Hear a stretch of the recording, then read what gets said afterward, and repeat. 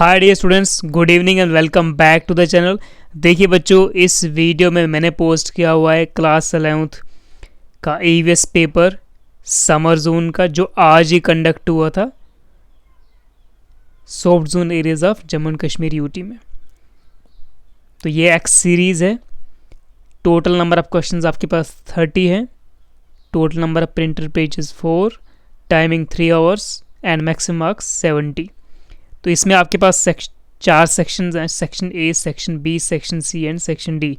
Section A में आपके पास 8 1 marks वाले क्वेश्चंस आए हुए हैं, 1 लाइनर्स या फिल इन द ब्लैंक्स या just 1 word question.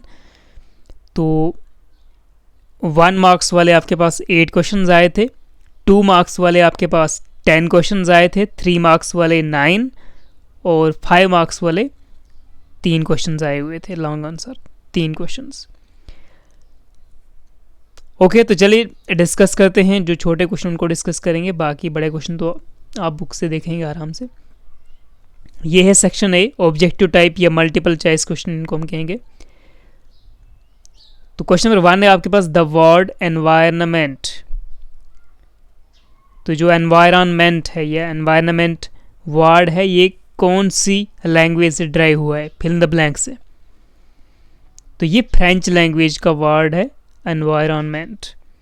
Question number 2, dash dash is the percentage of argon in the atmosphere.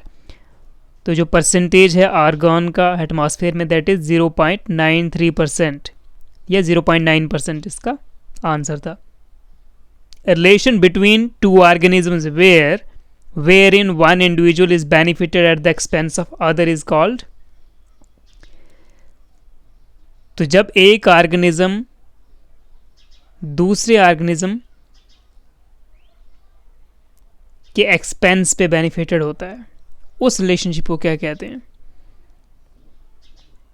ठीक है, relation between two organism wherein one individual is benefited at the expense of other, उस relationship को हम कहते हैं parasitism. ठीक है, parasitism या पैरासाइटिज्म। Question number 4, natality. ठीक है, नेटलिटी या इसको हम बर्थ रेट भी कहते हैं। तो नेटलिटी इज बर्थ रेट। ठीक है, 1000 इंडिविजुअल्स पे कितना लाइव बर्थ हो रहे हैं, कितने नंबर ऑफ बर्थ्स।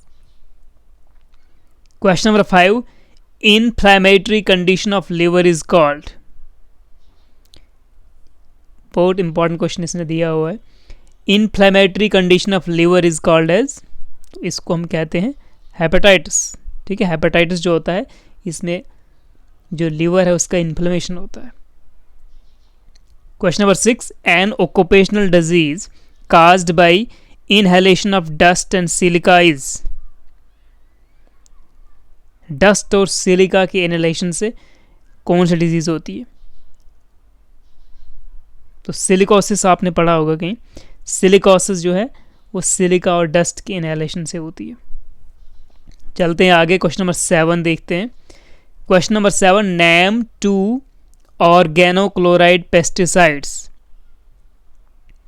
ठीक है, आपने ये ऑर्गेनोक्लोराइड पेस्टिसाइड्स के बारे में पढ़ा भी होगा। ये कुछ बैन भी होते हैं, बैन है आजकल,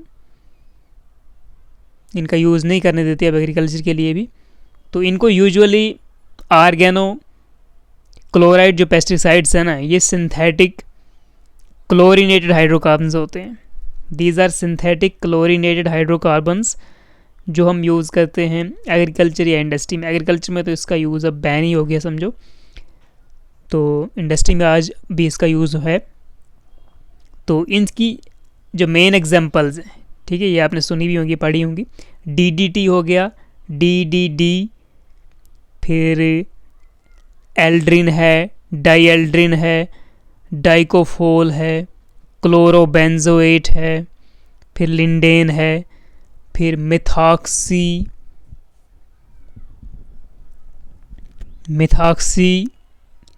क्लोराइड एल्ड्रिन कुछ इस तरह है। तो ये बहुत सारे सिंथेटिक क्लोरीनेटेड हाइड्रोकार्बन्स होते हैं। ठीक है, DDT एंड DDD और डाईएल्ड्रिन, ये 3-4 इनकी टॉप एग्जाम्पल्स हैं। तो आपको 2 एग्जाम्पल्स यहाँ पे 2 नाम बताने थे। Name 2 organo chloride pesticides. DDT का तो पहले काफ़ी यूज़ होता था मतलब, बट अब ये बैन है, पब्लिक को ये मिलता नहीं, एग्रीकल्चर के लिए बहुत कम मिलता है, बैंड है एग्रीकल्चर में अभी ये, बट इंडस्ट्री में इसका यूज़ होता होगा अभी। Question number 8, who is the Pioneer of white revolution in India? White revolution in India का पायनियर कौन था? ये फाउंडिंग फादर, ये स्टार जिसने वाइट रेवोल्यूशन लाया इंडिया में, दैट इज ये था डॉक्टर वर्गीज कुरियन। ठीक है, ये केरला आपने पढ़ा होगा I think. He was born in Kozhikode Kerala. ठीक है, ये फाउंडर और चेयरमैन भी रहा है national dairy development board, India का जो नेशनल डेयरी डेवलपमेंट बोर्ड है उसका चेयरमैन और फाउंडर रहा है ये काफ़ी टाइम तक। सो ही वॉज फ्रॉम केरला। ठीक है, ये एक इंजीनियर थे, डॉक्टर वर्गीज कुरियन। ठीक है, इनको पद्मा विभूषण भी मिला हुआ है। ठीक है, 2012 के आसपास शायद इनका डेथ भी हो गया था। Okay, question number 9। अब ये 9 से लेकर 9 से 19 तक मेरे ख्याल में 18 तक, दीज आर 2 मार्क्स ईच वाले क्वेश्चन।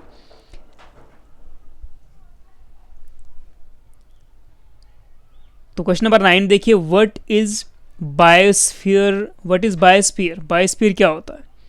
ठीक है, बायोस्फीयर को आप ऑलरेडी जानते हैं।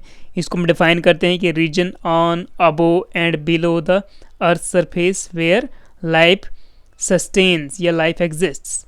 या बायोस्फीयर को हम एक और डेफिनेशन देते हैं, biosphere is a narrow zone on the surface of earth where soil, water and air combine to sustain life. ठीक है, बायोस्फीयर, लाइफ का स्फीयर, बायो मीन्स लाइफ। फिर क्वेश्चन नंबर 10 देखिए, ये आया हुआ था आर्टिकोलॉजी। आर्टिकोलॉजी और साइनिकोलॉजी या सिनकोलॉजी। ठीक है, autecology and synecology, these are 2 main branches of ecology. Ecology क्या होता है? इकोलॉजी होता है study of interaction of living organism with their environment. Interaction of living organism with their environment, उसको हम इकोलॉजी कहते हैं। फिर इकोलॉजी की 2 टाइप्स होती हैं, एक आर्टिकोलॉजी होती है, एक होती है सिनकोलॉजी। ठीक है, आर्टिकोलॉजी को हम पॉपुलेशन इकोलॉजी भी कहते हैं, और जो सिनकोलॉजी होती है उसको हम कम्युनिटी इकोलॉजी कहते हैं। तो यहाँ पर इसने पूछा है आर्टिकोलॉजी, तो इसका डेफिनेशन बताना था आपको। तो आप बता सकते थे branch of ecology which deals with the, या द ब्रांच ऑफ इकोलॉजी जिसमें हम स्टडी करते हैं हाउ इंडिविजुअल ऑर्गेनिजम्स या पॉपुलेशन या species interact with the environment. ठीक है, इंडिविजुअल ऑर्गेनिज्म कैसे इंटरेक्ट करता है अपने एनवायरनमेंट से, या इंडिविजुअल पॉपुलेशन कैसे इंटरेक्ट करती है एनवायरनमेंट के साथ, या इंडिविजुअल स्पीशीज़ कैसे इंटरेक्ट करती है एनवायरनमेंट के साथ। तो उसको हम कहते हैं पॉपुलेशन इकोलॉजी या आर्टिकोलॉजी। उसी तरह अगर सिनकोलॉजी की बात होती तो वहाँ पर कम्युनिटी इकोलॉजी को देखा जाता है। उसके बाद था question number 11, what are biofuels? Name any 2। What are biofuels? Name any 2। ठीक है, अब ये बायोफ्यूल्स क्या चीज़ है? बायो मीन्स जो बायो लिविंग ऑर्गेनिज्म से जो फ्यूल हम ऑब्टेन करेंगे। ठीक है, बायो तो को आप कह सकते हैं कि liquid fuel made from biomass, जैसे प्लांट, एल्गी मटेरियल या एनिमल वेस्ट, यहाँ से जो फ्यूल बनाया जाता है दैट इज़ बायोफ्यूल। और इसकी जो बेस्ट एग्जांपल्स हैं 2, ठीक है, जो एक आजकल काफ़ी चर्चा में रहते हैं ये नाम भी, इथेनॉल और बायोडीज़ल। आप लोगों ने सुना भी होगा, बायोडीज़ल और इथेनॉल। ठीक है, इथेनॉल ब्लेंडेड, E10 आपने नाम सुना होगा। इथेनॉल में उसमें 10% इथेनॉल मिलाई जाती है और 90% उसमें गैसोलीन मिलाई जाती है, तो वो एक अच्छा सा बायो फ्यूल बन जाता है। इथेनॉल ब्लेंड कहते हैं उसको हम, E10। तो इथेनॉल इसका एक प्रॉपर मेन एग्जांपल है, मेन बायोफ्यूल जो है। और दूसरा होता है बायोडीज़ल। ठीक है, जो ऑयल क्रॉप से ज़्यादातर बनाया जाता है। और जो इथेनॉल होती है वो कहाँ से बनती है? वो जो हाई शुगर वाली क्रॉप्स होती है ना, जिनमें स्टार्च ज़्यादा होता है, जिन क्रॉप्स में या होता है, उनकी फर्मेंटेशन करके इथेनॉल बनाया जाता है, ठीक है। और बायोडीजल बनाया जाता है ऑयली क्रॉप्स, ठीक है। तो these two are main biofuels, ठीक है। और ये एक रिन्यूएबल एनर्जी रिसोर्स भी माना जाता है इसको, और आने वाले टाइम में इसका काफ़ी यूज़ होने वाला है, बिकॉज जो हमारे फॉसल फ्यूल्स हैं वो कुछ सालों के बाद ख़त्म हो रहे हैं। सो बायो फ्यूल्स के ऊपर आजकल बहुत सारी government all over the world काम कर रही हैं। तो काफ़ी इंपॉर्टेंट क्वेश्चन था ये। तो 2 बायोफ्यूल के आपको नाम बताने थे, name NE2। Okay, question number 12, name different layers of atmosphere. तो ये तो आपको याद ही होगा, ठीक है। क्या क्या होती है एटमॉस्फेयर की लेयर्स? सबसे जो अर्थ के जस्ट ऊपर होती है starting layer, that is troposphere. फिर उसके बाद स्ट्रेटोस्फियर होती है। ट्रोपोस्फियर जो होती है ये 8 to 15 किलोमीटर्स का रेंज होता है, 8 से 15 किलोमीटर तक। This layer outside the earth is called, atmosphere की ये वाली लेयर, इसको बोलते हैं ट्रोपोस्फियर। फिर 15 से ऊपर, ठीक है, 15 किलोमीटर या 18 किलोमीटर से ऊपर 50-60 किलोमीटर तक वो होता है स्ट्रेटोस्फियर। और स्ट्रेटोस्फियर में आपका ओजोन लेयर भी सेकंड लेयर यानी स्ट्रेटोस्फियर लेयर में लाई करता है। फिर उसके बाद मीजोस्फीयर होती है उसके ऊपर, फिर मीजो के ऊपर आयनोस्फीयर, थर्मोस्फीयर, एक्सोस्फीयर, ठीक है। तो ये आपको लेयर्स के नाम लिखने थे। सबसे पहले स्ट्रेटोस्फियर, मीजोस्फीयर, थर्मोस्फियर और एक्सोस्फियर, ठीक है। बीच में आप आयनोस्फीयर भी डाल देते थर्मोस्फियर के साथ, आयनोस्फीयर, एक्सोस्फियर, ठीक है। क्वेश्चन नंबर 13 देखिए, हाउ आर फ्लड्स काज्ड, ठीक है। तो आप एनवायरमेंटल साइंस का पेपर कर रहे हैं, तो deforestation is the main cause, ठीक है। डिफॉरेस्टेशन हो गया, हैवी रेनफॉल हो गया, स्नो मेल्टिंग, ठीक है, ग्लेशियल एक्टिविटीज़, डैम अगर डैम है, ठीक है, या कोई स्टॉर्म आ रहा है, ठीक है। तो deforestation, storm, dam failure, snow melting, heavy rainfall, तो ये आप कुछ पॉइंट्स लिख सकते थे कॉज ऑफ फ्लड्स के लिए। उसके बाद different formal and informal means of environmental education. Environmental education formal और इनफॉर्मल मीन्स क्या है? तो देखिए, formal means of environmental education मतलब जो हम स्कूल्स, कॉलेज, यूनिवर्सिटीज़ में जो एनवायरमेंटल एजुकेशन हम हासिल करते हैं, that is formal means. Informal होता है जो आउटसाइड द स्कूल या आउटसाइड द कॉलेज आप स्टडी करते हैं, जैसे कोई वर्कशॉप कर रहे हैं आप, या कोई कम्युनिटी प्रोग्राम कर रहे हैं जहाँ पर आप नेचुरली एनवायरनमेंट से जुड़ रहे हैं, ठीक है। तो इनफॉर्मल में वो चीज़ आती है। फिर उसके बाद right question number 15, right short note on save Narmada movement, ठीक है। जस्ट इसके ऊपर एक छोटा सा नोट लिखना था आपको, 2-3 लाइन्स के ऊपर भी हो जाता चलेगा। Define health as per World Health Organization guidelines, ठीक है। ये क्वेश्चन काफ़ी इंपॉर्टेंट है कि वर्ल्ड हेल्थ ऑर्गेनाइजेशन की गाइडलाइंस या वर्ल्ड हेल्थ ऑर्गेनाइजेशन के मुताबिक हेल्थ की क्या डेफिनेशन है। तो ये डेफिनेशन आपने आई थिंक प्रोग्राम्स वगैरह भी स्कूलों में होते तब भी स्टडी किया होगा, सुनी होगी ये डेफिनेशन, कि हेल्थ को डिफाइन करता है World Health Organization as a state of complete physical, mental and social wellbeing, ठीक है। ये डेफिनेशन वर्ल्ड हेल्थ ऑर्गेनाइजेशन देता है हेल्थ की डेफिनेशन। फिर उसके बाद क्वेश्चन नंबर 17 था आपका, explain medicinal plants as natural resources.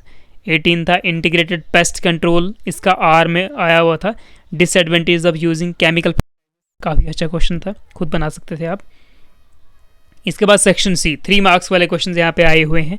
ये 9 क्वेश्चन आए हुए हैं 19 to 27 तक, और जस्ट आपको 50 वर्ड्स के अराउंड लिखना था। ह्यूमन एनवायरमेंट रिलेशनशिप की छोटा सा नोट लिखना था। इकोलॉजिकल एडेप्टेशंस क्या होती हैं, adaptation to wind by organisms. Ecological adaptation बड़ा इंपॉर्टेंट क्वेश्चन है, रिपीट होता रहता है। फिर एलोबरेट करना था आपको different cooperative interaction among the members of same species. फिर biogeochemical cycles, name types, इनकी टाइप्स बतानी थी, काफ़ी इंपॉर्टेंट क्वेश्चन था, रिपीट होता रहता है। Short note on the importance of environmental education, ये क्वेश्चन भी रिपीट होता रहता है, काफ़ी इंपॉर्टेंट क्वेश्चन है। सॉइल बॉर्न डिजीजेज एग्जांपल्स देनी थी। Limitations of Malthusian theory. Problems does our population create, our population हो गया, पॉपुलेशन एक्सक्लूजन, क्या प्रॉब्लम्स सामने आती हैं आवर पॉपुलेशन की वजह से। फिर ये लास्ट इसका क्वेश्चन, ये 3 मार्क्स का लास्ट वाला क्वेश्चन है, 27th question. Describe various techniques of achieving sustainable agriculture, काफी सस्टेनेबल एग्रीकल्चर वाला। Explain the main cause of disappearance of traditional varieties of crops, हाँ ये भी अच्छा क्वेश्चन है।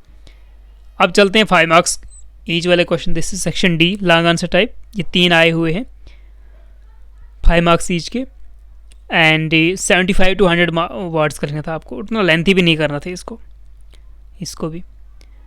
क्वेश्चन नंबर 28 देखिए, describe the structure and functions of an ecosystem. ठीक है, ये क्वेश्चन आता है, रिपीट होता रहता है। या इसके आर में जो क्वेश्चन आया है, इकोलॉजिकल सक्सेशन और types and stages of ecological succession.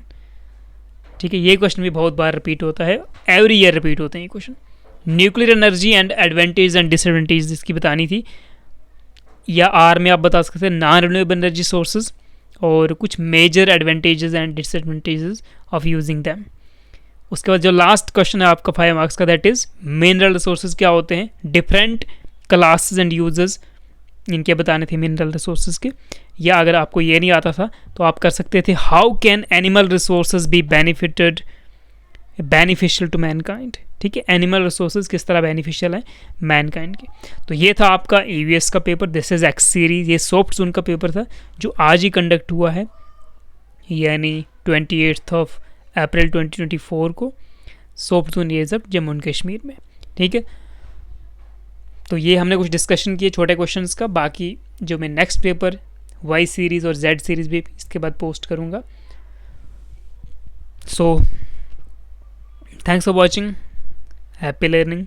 मिलते हैं नेक्स्ट वीडियो में, तब तक के लिए take care, see you, bye bye.